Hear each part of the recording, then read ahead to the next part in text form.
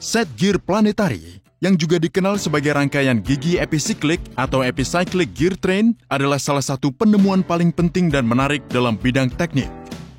Ini merupakan mekanisme variasi kecepatan yang mengagumkan dan sering digunakan pada mobil sebagai bagian penting dari transmisi otomatis. Mari kita pelajari rahasia set gear planetari di video ini.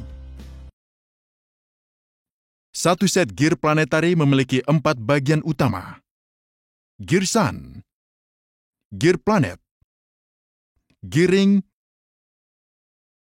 dan carrier. Terlihat bahwa gear-gear ini terkadang berputar dengan cepat, terkadang lambat, dan terkadang bahkan berputar terbalik. Tapi, bagaimana ini bisa terjadi? Anda bisa sepenuhnya memprediksi gerakan set gear ini jika Anda memahami satu fakta sederhana saja. Saat dua gear bergerak seperti yang ditunjukkan, keduanya harus memiliki kecepatan interface yang sama. Ini berarti kecepatan gear A harus sama dengan gear B di titik pertemuannya.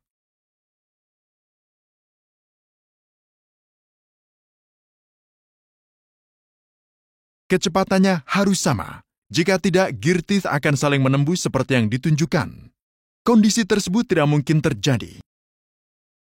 Cukup terapkan fakta ini ke set gear planetari, dan Anda akan bisa memprediksi bagaimana variasi kecepatan tersebut bisa dicapai.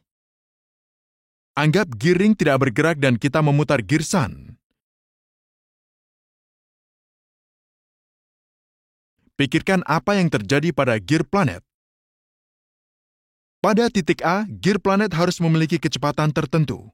Dan pada titik B, kecepatannya harus 0, karena gearing tidak bergerak atau stasioner. Namun, bagaimana kedua kondisi ini mungkin terjadi pada saat yang bersamaan? Hanya ada satu cara untuk melakukannya. Gear planet harus berputar dan juga bergerak. Perputaran akan menghasilkan kecepatan dalam arah berlawanan pada titik atas dan bawah seperti yang ditunjukkan. Sedangkan proses bergerak menghasilkan kecepatan searah. Di bagian atas, kecepatan putar dan gerak berlawanan arah, sehingga kecepatan titik B adalah 0. Di bagian bawah, kecepatan dijumlahkan. Singkatnya, gear planet dipaksa berputar untuk memenuhi kondisi kecepatan tersebut. Saat carrier terpasang pada gear planet, ia akan berputar seiring dengan gear planet. Sekarang, mari kita lihat apa yang terjadi jika gear sun tidak bergerak dan gearing diputar. Keadaan ini merupakan kebalikan dari keadaan sebelumnya.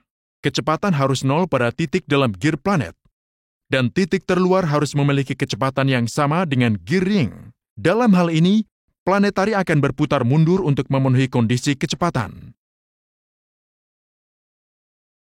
Namun, keadaan ini memiliki satu perbedaan lagi. Kecepatan titik B akan lebih tinggi dari kecepatan titik A pada keadaan sebelumnya. Ini jelas karena radius gearing lebih tinggi. Situasi ini akan membuat gear planet berputar dan bergerak pada kecepatan yang lebih tinggi. Dengan demikian, carrier akan bergerak dengan kecepatan yang lebih tinggi.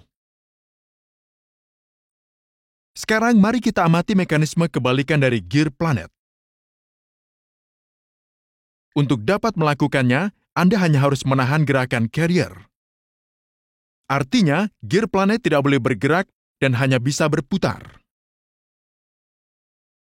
Putaran ini akan berlawanan arah dengan putaran gear sun. Gear planet yang berputar ini akan membuat gearing berotasi ke arah yang sama. Singkatnya, arah putaran gearing akan berlawanan dengan gear sun, sehingga akan terjadi gigi mundur. Anda bisa perhatikan bahwa untuk mencapai kecepatan yang berbeda, input harus diberikan ke bagian set gear planetari yang berbeda. Ini praktis sulit dalam mekanisme yang sebenarnya. Untuk mencapai keadaan ini dalam transmisi otomatis, 3 set gear planetari dihubungkan secara seri dengan poros koaksial seperti yang ditunjukkan.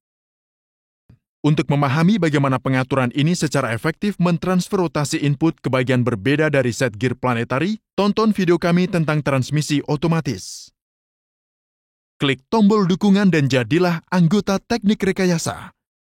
Terima kasih.